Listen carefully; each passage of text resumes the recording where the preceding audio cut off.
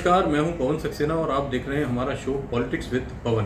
Politics with Pawan के इस section जियो politics में हम बात करेंगे अंतर्राष्ट्रीय खबरों की, यानी कि इंटरनेशनल न्यूज़ की। और इंटरनेशनल न्यूज़ में इस समय जो सबसे ज़्यादा हॉट केक खबर है वो है चाइना, क्योंकि चाइना जैसा कि आप जानते हैं एक ऐसा मुल्क है जो जितना बताना चाहता है हम उसके बारे में सिर्फ उतना ही जान सकते हैं। लेकिन अंग्रेज़ी की एक मशहूर कहावत आपने भी सुनी होगी कि there is no smoke without fire.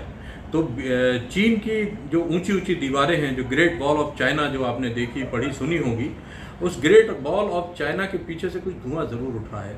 और वो धुआं है बगावत का, वो धुआं है शी जिनपिंग राष्ट्रपति की सत्ता के पलटने का। सच क्या है यह अभी नहीं कहा जा सकता, क्योंकि लगभग इस अफवाहों के दौर को एक हफ्ता गुजर चुका है और उस एक हफ्ते में अभी तक चीन की सरकार ने ना तो इसको स्वीकार किया है और ना ही इसका खंडन किया है। तो अगर हम इस बात की क्रोनोलॉजी को थोड़ा समझने की कोशिश करें तो हम समझ पाएंगे कि चीन में कुछ बड़ा घटित होने जा रहा है। और वो बड़ा क्या है, इसको हम जरा सिलसिलेवार तरीके से समझने की कोशिश करते हैं।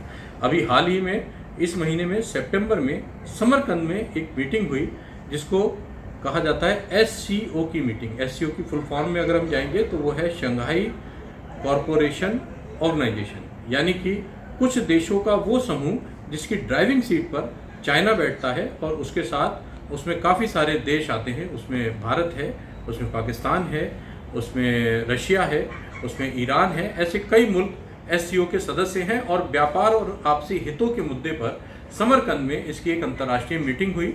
स्वाभाविक है मेजबान के तौर पर उसमें शी जिनपिंग यानी राष्ट्रपति चाइना को उसमें रहना था, लेकिन जिस आपाधापी में उनका आना जाना हुआ उसने कुछ सवाल खड़े किए। कुछ सवाल खड़े हुए जब शी अपने शेड्यूल के कार्यक्रम से, रूटीन के कार्यक्रम से थोड़ा पहले बीजिंग वापस लौटे। उसने भी एक इंटरनेशनल डिप्लोमेसी में ये संकेत दिया कि चीन में कुछ बड़ा घटित हो रहा है। और इस बड़ा घटित होने के पीछे थोड़ी सी कहानी है, जो कहानी आपको अक्टूबर में समझ में आएगी। अक्टूबर में चीन में एक बहुत बड़ी मीटिंग होने जा रही है, जो 20वीं कांग्रेस है चाइना की, जो कम्युनिस्ट पार्टी है, कम्युनिस्ट पार्टी ऑफ चाइना। उसके जो डेलीगेट्स हैं 2296 डेलीगेट्स हैं, जिनकी एक मीटिंग होगी और उस मीटिंग में ये तय होगा कि अगले 5 सालों के लिए शी का कार्यकाल बढ़ाया जाएगा अथवा नहीं बढ़ाया जाएगा। इसके अलावा अन्य तमाम मुद्दे जो कि अंतर्राष्ट्रीय स्तर पर, उनके डोमेस्टिक यानी घरेलू मुद्दों पर, घरेलू स्तर पर भी होंगे, वो भी डिस्कस होंगे। तो बहरहाल इस समय एक सबसे बड़ा सवाल ये है कि जैसा कि आपने पिछले दिनों भी खबरों में देखा होगा कि शी चाहते हैं कि वो आजीवन चीन के राष्ट्रपति बने रहें। लेकिन क्या चीन का सामान्य समाज भी ये चाहता है? क्या चीन के जो और बड़े नेता हैं वो भी ये चाहते हैं? यहाँ पर एक थोड़ा सा पॉइंट ऑफ डाउट है, और वो पॉइंट ऑफ डाउट हमें ले जा रहा है उस धुएं की तरफ जिसका मैंने आपसे जिक्र किया, जो चीन की इन ऊंची ऊंची दीवारों के पीछे से आता हुआ महसूस हो रहा है। और इसका कुछ एक कारण भी है। जो खबरें आ रही हैं उससे ये लग रहा है कि चीन को अगर आप समझेंगे तो चीन मल्टी पार्टी डेमोक्रेसी नहीं है। जैसे हम भारत हैं, भारत में हमारे यहाँ भारतीय जनता पार्टी है, कांग्रेस है, समाजवादी पार्टी है, इस तरह के कई राजनीतिक दल हैं जो अपना अपना काम करते हैं। लेकिन चीन एक ऐसी कंट्री है जहाँ पर सिर्फ एक ही पार्टी का शासन है और वो पार्टी है कम्युनिस्ट पार्टी ऑफ चाइना।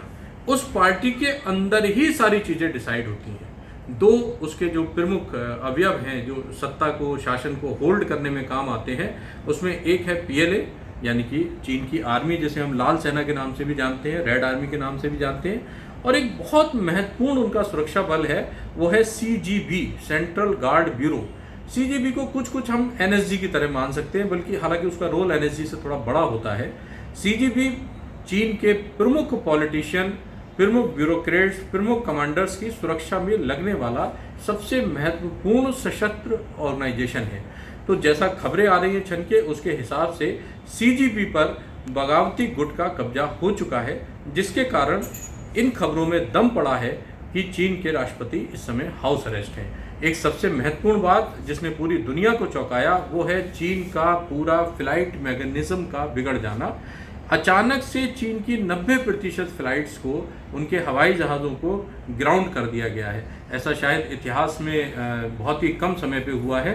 चीन की अथॉरिटीज़ कुछ कोरोना की वजह बताने की कोशिश कर रही हैं, लेकिन आप और हम समझ सकते हैं कि अगर कोरोना है तो उनको साफ साफ बताना चाहिए ताकि दुनिया सचेत हो जाए। और अगर कोरोना नहीं है तब भी उनको साफ साफ बताना चाहिए। हालांकि चीन के सिस्टम में इतना खुलापन नहीं है, तो इसलिए अभी हम उनसे साफ और बिल्कुल सटीक बात की उम्मीद नहीं कर सकते। हम सिर्फ कयास लगा सकते हैं, सिर्फ अनुमान लगा सकते हैं। इस कहानी में एक छोटा सा ट्विस्ट और, चीन के विदेश मंत्री वांग यी का न्यूयॉर्क दौरा। ये एक सामान्य सा दौरा था, जैसे कि डिप्लोमेट्स और राजनयिक एक दूसरे देश में जाते हैं, लेकिन न्यूयॉर्क जाके वो किससे मिलते हैं? न्यूयॉर्क जाकर वो मिलते हैं डॉक्टर हेनरी किंग्सनर से।